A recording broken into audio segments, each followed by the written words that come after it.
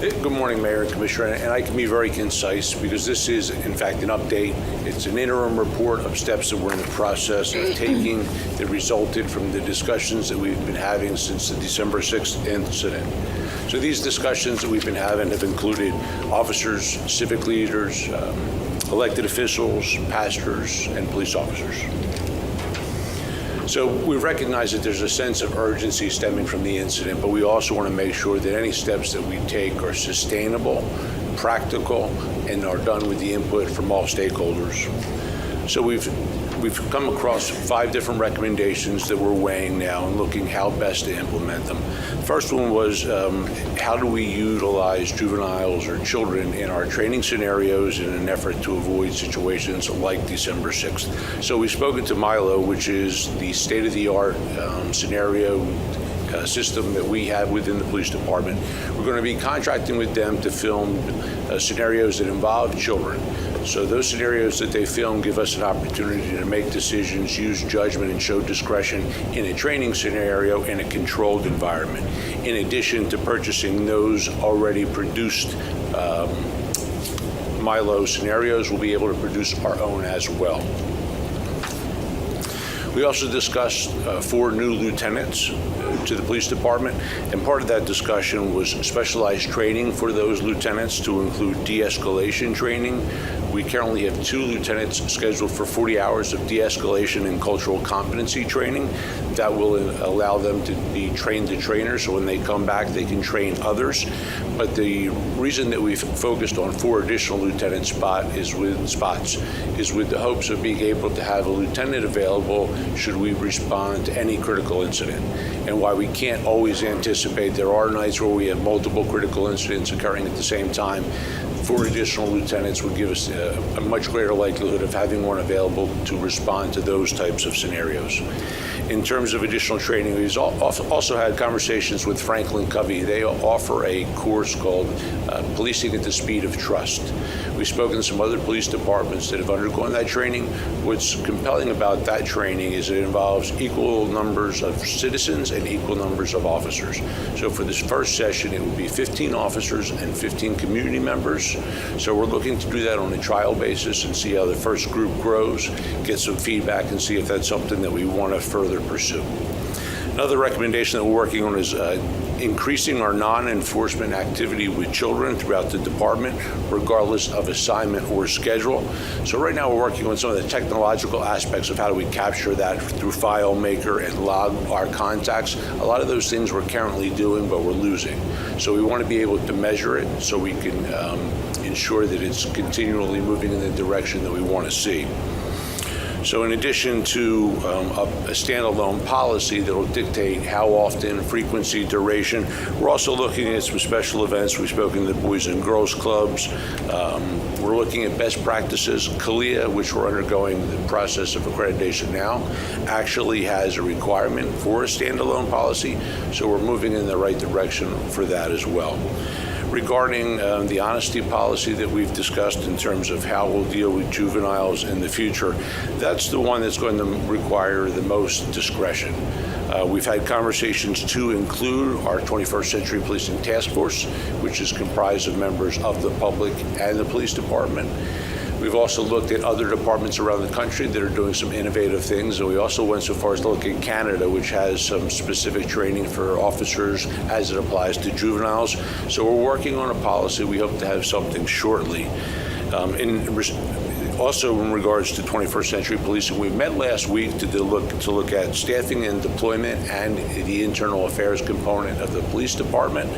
Our next meeting in February will concentrate on training, and then, in January, our meeting will concentrate on training. Then our following meeting in February will concentrate on, will be a public meeting and will take place at the public library. So we want to start to get the word out now for that February meeting. So I know that was quick and concise, but again, all these action steps are in process. We recognize the sense of urgency both internally and from the residents, but we want to make sure that what we do is done in a way that we can maintain it, a way that we can measure it, and really captures the essence of what we hope to accomplish. Are there any questions that I can answer? Yeah. I'll turn to my colleagues. Well, I'll start with the city manager. I just wanted to add a clarification that the chief used a string of police words that I'm not sure we all understood, but the notion is we're going to begin sending officers through programs that we support where there are youth, things like Youth Commonwealth, Seidman, Camp O'Malley, that kind of thing, so that officers actually come in contact with youth on a more regular basis. And the other notion was, and I'm sure the City Commission will discuss this in the future, but the notion of adding 4 lieutenants, just to be crystal clear, there are 4 shifts, so it's adding 1 person per shift, but it takes 4 to do that. I appreciate that clarification, and I'm sorry if I spoke in any jargon. In terms of quantifying and capturing or opportunities to spend time with children. So the Boys and Girls Club, we're looking at special events. We're also working closely with GRPS. We've had conversations with Larry Johnson and how we can formalize that, capture it, and have it be something more than just happens on a periodic, as time allows type of scenario, but something that's built into our DNA. Great. I'll start down here with Commissioner Kelly. Yes, thank you, Chief. I appreciate getting an update on this because obviously we get questions about it, and this helps so much. I've got a few questions, and I want to thank Commissioner Jones for your suggestion about the honesty policy, and it'll be interesting to see how that all rolls out. Happy to hear that the 21st Century Policing Group is working with us on this because we haven't had a lot of contact with them other than the time when we had the reporting out at Gerald R. Ford. I have a question about training. I know we do. In fact, we were invited in back when Dan Lynn was still here to look at use of force training and tactical operations. But how much do we do around how to talk to people, how to de-escalate, the history of race in America, beyond bias training? I'm sure you get some of that there. And, providing actually some support services for our officers when they run into situations. And I had one other one. Just really the challenges of poverty, because we're hearing so much around that in the country now too, fining people and then they add up. And so how much of that is involved or will be involved in our new training? Well, a lot of it is already included in our training. I mean, obviously, we've got limitations in terms of staffing. Every time we bring in people for new training, it means taking officers off the road, which is a challenge. So in the last 12 months, we've had 2 different training sessions. One was with Lambeth, where we did a train the trainer, and everybody went through a bias training. The other was the fair and impartial policing, where we brought in Lori Friedel from the University of South Florida, who helped us draft our bias policy and sat with us for 2.5 days, along with members of the community for that training. The third one we hope will be the Speed of Trust by Franklin Covey, and the fourth one is the one that the lieutenants will be attending now, the 40-hour, that will allow them to come back and train officers. But again, and you and I have continual conversations about what we want to be able to do and what our capacity limits us in terms of what we can do. So a lot of it, we rely on our support services and the social network providers, be it Network 180 or Pine Rest or Spectrum, but other systems throughout the city to address some of those underlying causes where we ultimately see the results of. Well, and I do want to recognize that I know a lot of our officers, I hear stories all the time how they work to de-escalate. One of the suggestions I think we had around this table once is at our award ceremony to recognize those times when somebody has been able to really calm down a situation, because oftentimes we don't think to recognize that at an awards ceremony. But we do appreciate very much when that happens. That's a good point. Thank you. Yeah, good point. Commissioner Lanier and then Commissioner Jones.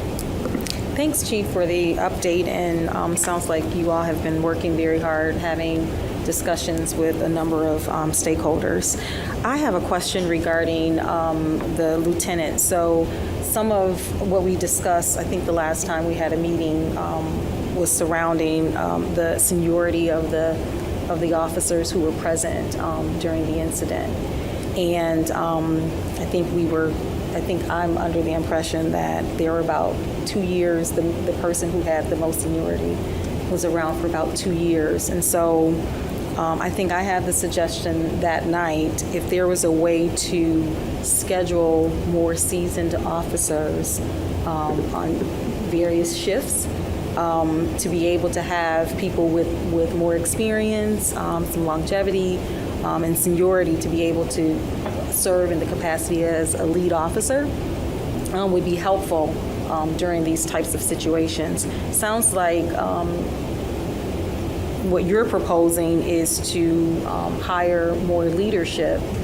And I know that some of the conversations that I've had with officers frequently,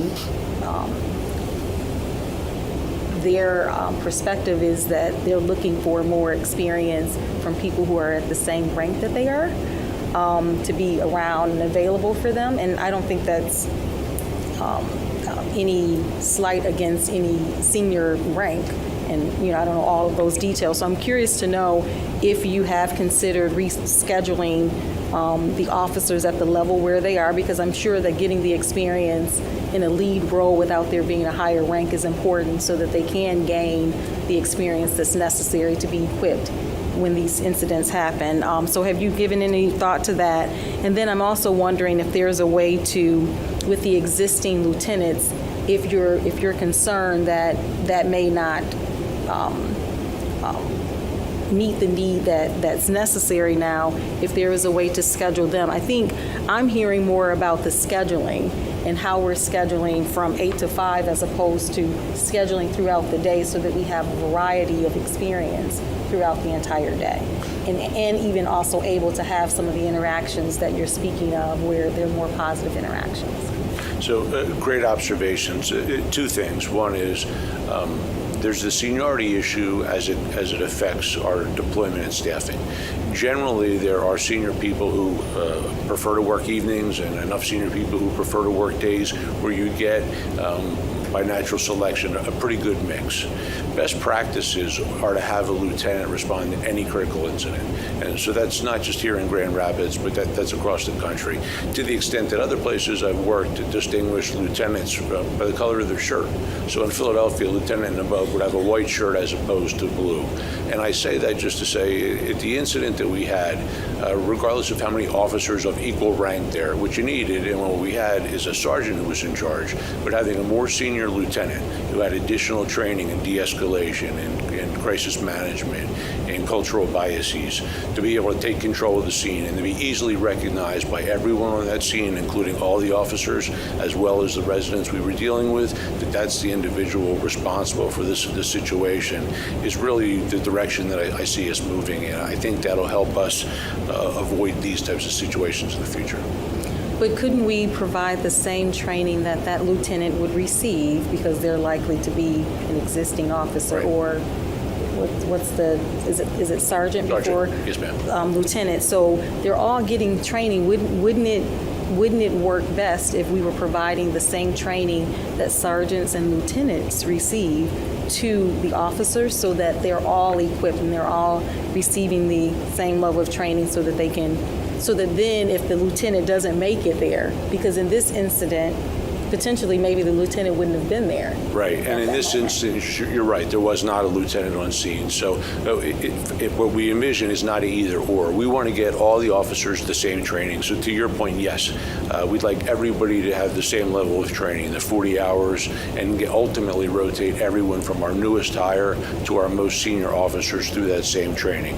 Having said that, in a paramilitary organization like the police department, when we show up at an attempt homicide scene, and there's a half a dozen officers or 8 officers and a canine and a sergeant, having the lieutenant really very clearly delineates who's in charge of that scenario or that situation and who's ultimately going to be making those decisions. So entrusting that to senior individual and getting them not just training that everyone will go through, but specialized training and selecting those people based on that skill set, I think will serve the department and the community really well.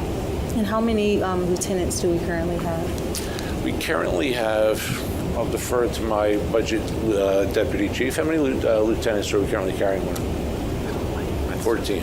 And right now, you're saying with 14, we can't schedule them right. in the way that is necessary. That's correct. To the city manager's point, it literally takes 4 and sometimes 5 positions to fill one spot 24/7, 365. That allows for days off, shifts, vacation, weekends, and the like. So those 4 positions would add 1 additional lieutenant to operations for us to have to respond to these types of calls.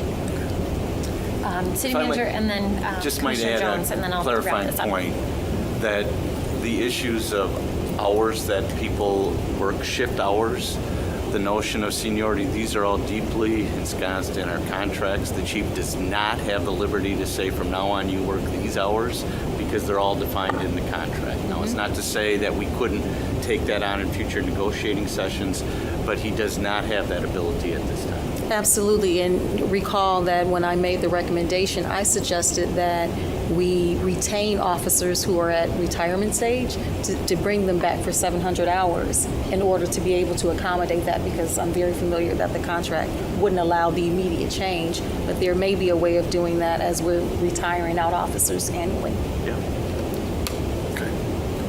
Commissioner Yeah, Jones? real quick, thank you for the update, Chief. I want to suggest to you, Chief, and also the city manager, I would like to, I think we need to take a good hard look at the current staffing and the work schedule levels first before agreeing to new staff. I think that's critically important. I don't like to assume, but I'm guessing that the vast majority of those 14 lieutenants are currently on day shift. Is that safe to? There are some lieutenants that serve in support capacity. So you've got a lieutenant in investigations, you've got a lieutenant over support services, computers and IT. So yes, more lieutenants are assigned to business hours than to the evening hours. What the additional lieutenants would be assigned strictly to operations. So to your point, Commissioner, you're right. We don't need more lieutenants providing internal support within the department for daytime hours. What I would like is that level of expertise and experience on the street at 2 o'clock in the morning. Okay, I will say that I would actually be in favor in terms of the immediate ability to get lieutenants onto the night shift. I would even be open to conversations, even though I know we have a little flexibility because of the contract. I'd be open to perhaps additional compensation for those who'd be willing to go on to the night shift until there is an opportunity to have that for the negotiation. And I guess the thing that I'm hoping you can appreciate, that's exactly why he suggested lieutenants, because that's the additional compensation that causes people to not use their seniority and instead choose to go to nights. It's how it's done in paramilitary organizations in both police and fire. When there's a special job you want done and you want people to do it, you have to pay them more. Otherwise, it goes to the lowest senior person, and that's the way the systems are set up. So the chief isn't trying to get more management onto nights. He's trying to get more senior people onto nights, and that's really the only way you can do it, is to create an incentive through a different classification for people to go. Now, is it possible to do an acting assignment kind of thing? But yes, but in the end, it's the same thing.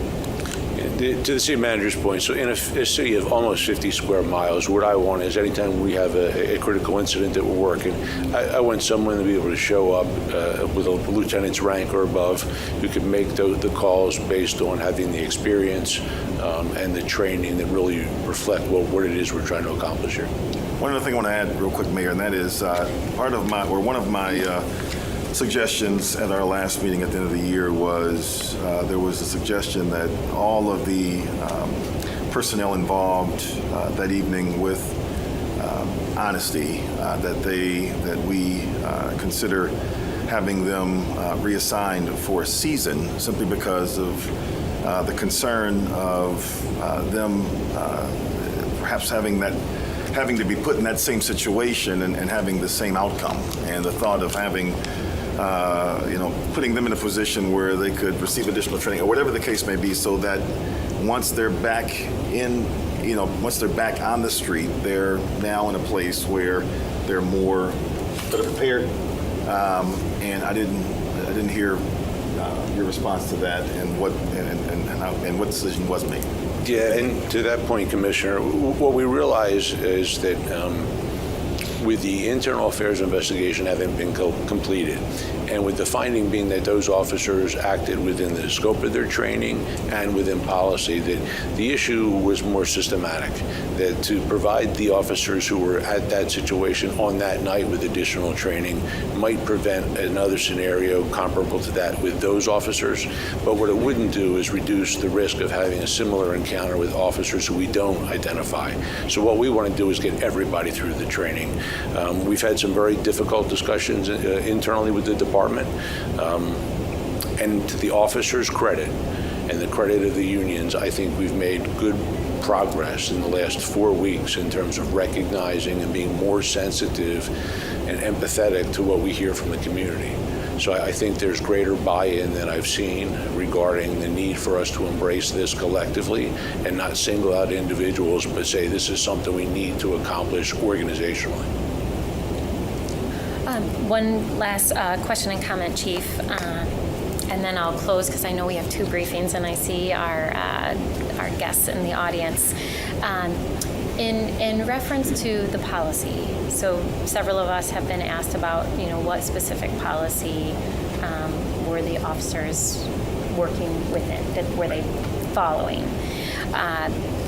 I know that you indicated, and I actually saw the whole group here last week at City Hall. I know that 21st Century had a meeting last week. I'm assuming that the policy that is referenced in the IA report that the officers were in compliance with or working within, that policy was one of the ones that was discussed last week and is looking at being amended. Is that accurate? So the policy that those actions fell under was use of force, and the standard is reasonableness. So the difficulty is us collectively recognizing what a reasonableness standard is in a dynamic, quickly evolving situation. So what we're trying to do is carve out that standalone free policy regarding juveniles that'll take into account additional criteria that aren't necessarily identified in our current use of force. Our current use of force policy makes mention of juveniles, I believe, 2 times. What we want to accomplish is have a policy that deals with nothing but juveniles and the appropriate use of force concerning children and how you'll interact with children. And then one other question, just to give us a sense of timeline. I know that this is urgent. I also know that we need to do our due diligence to make sure that it's a thoughtful process before we make final changes. Can you give us a sense of timeline as to when we'll see some of these changes that you're recommending, specifically around the policy change and the training? The training will be a little lengthier in terms of getting everyone through, but 2 lieutenants started today, the 40-hour training, where they'll be able to come back and train the trainer for the policy, which I think is what the public is really looking towards in terms of movement.